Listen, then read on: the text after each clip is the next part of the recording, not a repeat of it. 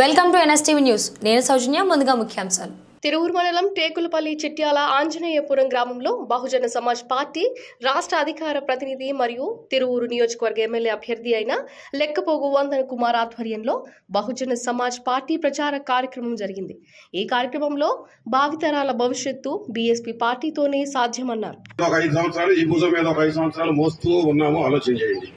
ఈ కనీసం 100 గ్రామాల్లో ఇప్పటి వరకు మేము అబ్జర్వ్ చేసినటువంటి చెబుతున్నాం. మంచినీటి సౌకర్యం కూడా లేనటువంటి పరిస్థితులు ఈ నియోజకవర్గంలో ఉన్నాయి. సత్యాక శ్మశానాలు లేని పరిస్థితి కూడా ఈ నియోజకవర్గంలోనే ఉన్నాయి. బతికినప్పుడు నీళ్లు ఉండవు, చచ్చినాక శ్మశానాలు ఉండవు. ఇది మన బతుకు. మరి పట్టుమని 10 ఉద్యోగాలు తెచ్చినటువంటి కంపెనీ ఇంతవరకు ఏ ఒక్క ఎమ్మెల్యే ఆలోచించలేదు. ఇక్కడ 14 మంది ఎమ్మెల్యేలు, ఈ రోజు వరకు 14 మంది ఎమ్మెల్యేలు తిరువురు నియోజకవర్గాన్ని వెళ్ళినారు. ఒక్కడ కూడా ఇప్పుడు మన పిల్లలు ఎక్కడ పోతున్నారో ఎవరికే తెలియదు. మన భవిష్యత్తు సరే, కనీసం మన పిల్లలు ఎక్కడ పోతున్నారో ఆలోచించండి. అయితే హైదరాబాద్ పరిగెత్తాలి, లేదా బెంగళూరు, చెన్నై, అది ఇది కాకపోతే ఏ ఎరిత్రియానో లేకపోతే అమెరికానో, ఇంగ్లాండో, పోలాండో, గీలాండో ఎక్కడికో పోవాల్సిన పరిస్థితి. వాడు అక్కడ దొడ్లు కడుగుతున్నాడో మీకు తెలియదు, లేదా రోడ్లు ఉడుతున్నాడో మీకు తెలియదు, కానీ ఏదో ఉద్యోగం చేస్తున్నాడని చెబుతుంటాడు. పాపడు ఇంటికాడ వాళ్ళు బాధపడలేక అలాంటి పరిస్థితి. ఎందుకంటే నేను స్వయంగా హైదరాబాద్లో చాలా మందికి ఉద్యోగాలు ఇచ్చినటువంటి అనుభవంతో చెబుతున్నా. మన ప్రాంతం నుంచి వచ్చిన వాళ్ళకి బోల్డంత మందికి నేను చదువుకున్న వాళ్ళు డిగ్రీలు, ఎంటెక్లు చదువుకొని స్వీపర్ ఉద్యోగం అయినా ఇవ్వమంటే ఇచ్చినోండి. నేను ఉద్యోగాలు ఇచ్చినోండి. కొన్ని వేల మందికి ఉద్యోగాలు ఇచ్చా జిహెచ్ఎంసీలో, హైదరాబాద్ మున్సిపల్ కార్పొరేషన్లో. మన పిల్లలే అవన్నీ స్వయంగా చూసినోండి.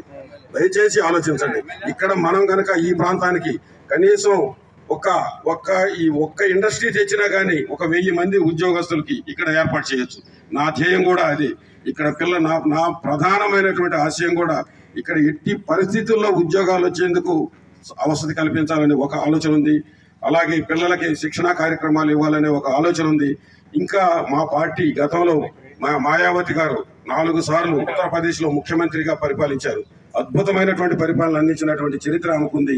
ఆమె పరిపాలించినప్పుడు కుటుంబానికి, పేదవాళ్ళకి 3 ఎకరాల చొప్పున 18 లక్షల ఎకరాల భూమి పంచినటువంటి ఏకైక చరిత్ర భారతదేశంలో ఏ ముఖ్యమంత్రికి లేదు. మీరు కులాలను మరిచి ఒక్కసారి ఆలోచించండి. ఇది సర్వజన సమాజ్ పార్టీ, బహుజన సమాజ్ పార్టీ అనేది ఏనుగు గుర్తు.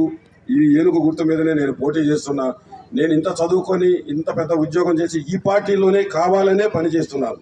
అంతే తప్ప నేను ఆ పార్టీలో టిక్కెట్లు రాక లేక వాళ్ళకి ప్రయత్నించి కాదు. పొరపాటును కూడా వాళ్ళ గడప దొక్కలేదు. నాకు ఇష్టం కూడా లేదు. ఎందుకంటే నాకు తెలుసు వాళ్ళ పరిస్థితి ఏంటి. వాళ్ళ కాళ్ళ దగ్గర కూర్చొని చేతులు కట్టుకొని నిలబడి లేదా వాళ్ళ పాదాల నుంచి ఈ పరిస్థితి రాకూడదు. మనం స్వతంత్రంగా అడగండి. ఇదిగో నా నెంబర్ కూడా ఇచ్చాను.